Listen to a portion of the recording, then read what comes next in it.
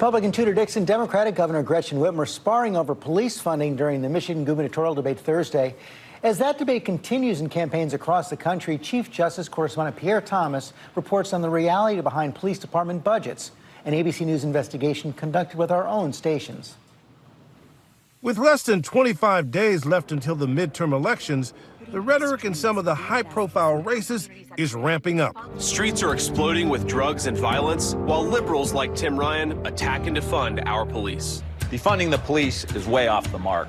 We need more cops, not less. Among the top issues, crime, with the issue of defunding the police often front and center. Violent crime is on the rise. A review of broadcast transcripts shows police funding and similar phrases being used thousands of times in midterm political ads and during candidate appearances. Those ads appear to be breaking through to voters. Our servants, our police, and our emergency services are doing their job well.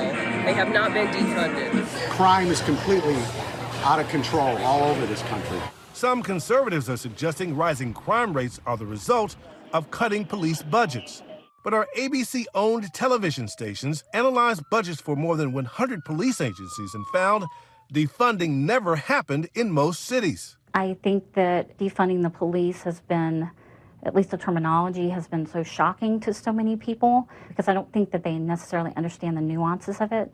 In 83% of the budgets we reviewed, funding actually increased by at least 2% between 2019 and 2022. And defunding often means different things for different departments. In some cities, funding was shifted to different areas of the police department or to social services, not reduced. But some candidates are hyper-focused on appearing tough on crime and supporting police officers. In Texas, Governor Greg Abbott is promising to protect law enforcement budgets if he's reelected.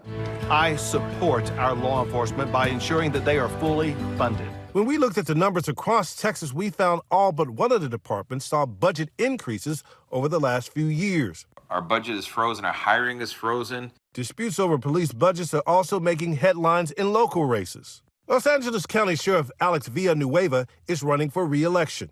Earlier this year, he held a press conference to explain that any cuts to his budget would put lives at risk. People literally are going to die on the streets for lack of us being able to intervene to stop crime. But while the sheriff's share of the county's overall budget has decreased, he's actually been getting more money every year. In fact, since 2019, the sheriff's department's budget has increased 8%.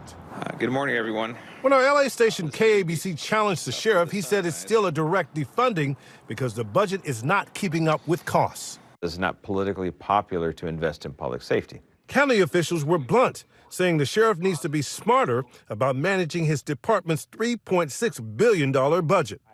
Rayshawn Ray studies law enforcement policy and research and says the connection between police funding and crime rates is based more on perception than data. Part of the reason why the defund the police narrative has stayed around is because police officers say it and elected officials say it, and people believe and trust them. For This Week, Pierre Thomas, ABC News, Washington.